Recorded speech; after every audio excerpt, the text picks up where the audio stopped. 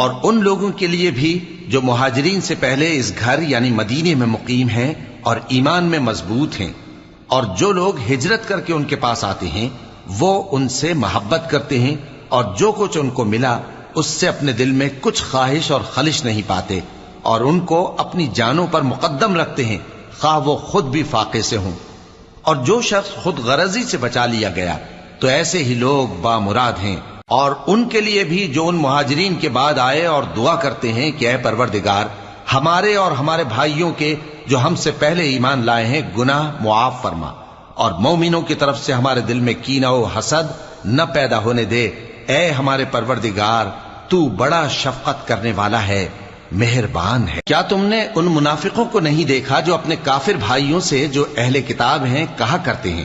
کہ اگر تم جلا وطن کیے گئے تو ہم بھی تمہارے ساتھ نکل چلیں گے اور تمہارے بارے میں کبھی کسی کا کہا نہ مانیں